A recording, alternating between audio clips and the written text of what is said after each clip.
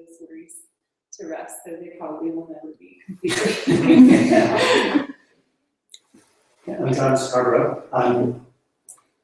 My kids and I walk to school as well when they're not walking with Andrea, and soon they will be going, or at least my daughter will be going in 2 years to middle school, and I like to make sure, well, the streets are safe all over the place, but this in Graham seems to be a particularly good space to start out with protected bike lanes, and I guess overall this fits into my desire to make everything more sustainable in the community while I'm on the planning commission. Yeah, you're also a policy maker.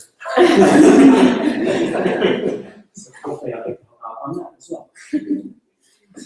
Hi, I'm Jennifer. I'm the Great Streets representative for the day, as well as a neighbor. And one of the biggest reasons why I'm especially interested in this project is that as of last year, we were biking together with one of the current Graham students, Ezra, and you see the way kids bike, and you realize that those streets really need to be safe, especially for this age where they need to learn their independence. We can't go all in them. I have quite a few years for all these projects to be built. Actually, they're done by the time would be start. projects that should be done already, but so I want to see this happen. I'm Andrea, I'm John's wife, and so we have 2 kids. I'm in support of this organization. I think it's great. They've just kind of being on the outside of this, looking in, and they've introduced me to a lot of really great ideas for bike lanes and the way they're doing it in other parts of Europe. I just think it's awesome, and I would love to see bikes I would like to see biking safer in Mountain View and in the surrounding cities. Hello, everybody. My name is Shankari. I'm actually also a member of the DFAC, but there are only 2 of us, so it's still okay. I didn't have a driver's license until I was 31, and I had my first child. So I used to walk and bike everywhere, literally. And then after we had our first child, I went and got a license because it was harder without that. But we still have only 1 car. I took my kids to preschool on a bike. We're really motivated and interested in biking. And as long as they were attached to my bike, I actually felt like it was kind of okay because I'm controlling where they're going, and I could sort of, I know how to ride defensively, and it's still not a guarantee, but I wasn't as freaked out. And then my older daughter got old enough that she wanted to ride her own bike.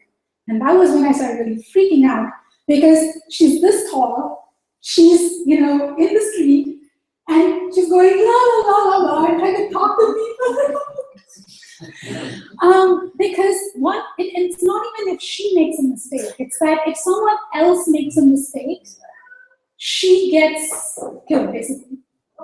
And she doesn't yet know how to be that defensive, to be, okay, I'm going to look really far ahead and I'm going to see, well, maybe that person is going to turn in here in this bad way and so on. So I just think that having the ability to protect people who are walking and biking from other people's mistakes is really important. And so I strongly support this. My kids will actually be going to Graham. Let's see, my money is in 3rd grade, so in another 2 years. So, I have a personal interest in this, but I also have a general sort of social interest in this. So, I'm Cherie Volkoviak, part of Safe Mountain View, which Patrick founded. I think he left that part of it. Anyway. And, actually, why don't you introduce yourself? Hi. President.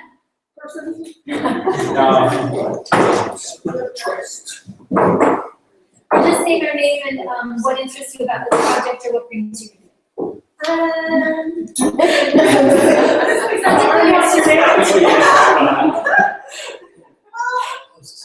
Anyway, I just want to have a close calls on shoreline, and I've heard the kids have had quite a bit of trouble getting over, right, there's the whole fog that happens in the morning in there. I think we can do better. So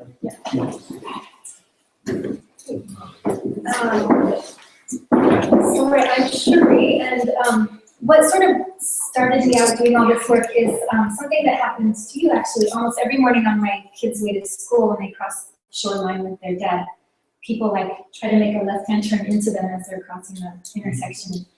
I kind of didn't believe my husband when he started telling me about this. He's can be overreactive, and I thought it was just overreacting. And then it happened to me. Someone almost hit me, and I could tell by the person's face that they didn't see me until the last second, which is unbelievable. So I started investigating the intersection. I drove through it as a car and had my kids cross it. And I realized that they were, like, they're so far away. I knew they were there, but I could see how a driver wouldn't notice them because it's such a, like, 6-lane road, 7 if you count the turn lane. You can't make eye contact, so you don't know if someone sees you. And then what I discovered is as I was turning into the intersection, they were in my blind spot. And so that tells me that it's, even if everyone's doing what they're supposed to, the intersection is such that even when people are doing what they're supposed to, it could cause that. And that freaked me out, so I sort of. And in fact, there was a death. Yes. Shoreline where? Shoreline, right. Oh, I'm right. The sun in the morning is also right in the driver's eyes. And it happens, that definitely happens a lot more during that time of the year, but it happens other times of the year too. So I'm not convinced that's the entire problem. Anyway, so that got me really interested in what can we do to make the road safer for our kids, for pedestrians, for cyclists.